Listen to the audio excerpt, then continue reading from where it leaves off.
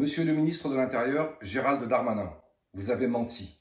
Vous avez menti à nouveau aux Français. Triste habitude depuis les Anglais du Stade de France. Dans votre communiqué du 28 juin 2023, vous annoncez ma révocation suite au conseil de discipline du 9 mars pour avoir publié, d'après vous, un tweet inacceptable et abject. Non, monsieur le ministre, ce 9 mars, le conseil de discipline bafouait mon mandat syndical en me reprochant d'avoir dit que M. Éric Dupond-Moretti était le ministre des voyous et que la police avait mieux à faire que de contrôler des passes sanitaires. Non seulement vous mentez, monsieur le ministre, mais vous me diffamez, car piètre premier policier de France que vous êtes, vous m'accusez d'un tweet dont je ne suis pas l'auteur. Monsieur Darmanin, je ne suis pas le responsable du syndicat France Police Policiers en colère, comme vous l'affirmez.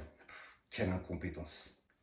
Non, je ne suis pas l'auteur du tweet de France Police. Pour preuve, je ne l'ai pas relayé ni sur mon compte Twitter Bruno Attal, ni sur le compte de mon association Touche pas mon flic.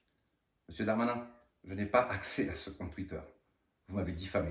Alors vous avez lâché les chiens de la France insoumise et demandé une enquête à monsieur le procureur de la République.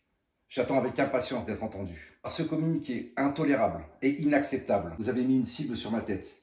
Vous avez mis ma vie en danger. Les racailles ont même publié mon adresse sur les réseaux sociaux. Je dépose également plainte à votre encontre, monsieur le ministre, pour mise en danger de la vie d'autrui. Alors peut-être que le mot racaille ne vous convient pas, mais pourtant il vous convenait quand votre mentor, monsieur Sarkozy, parlait de racaille.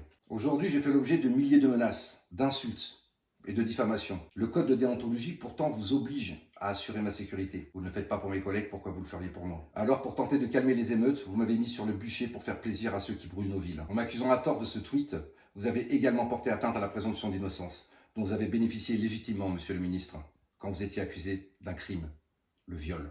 Vous me désignez moi au procureur de la République, et vous ne bougez pas face aux diffamations de la France insoumise, qui parle pour le policier de Nanterre de meurtre ou d'exécution.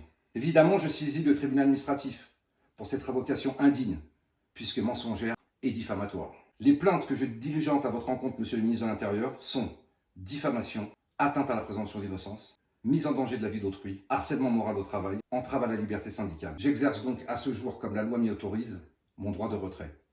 Et je suis toujours fier d'être flic.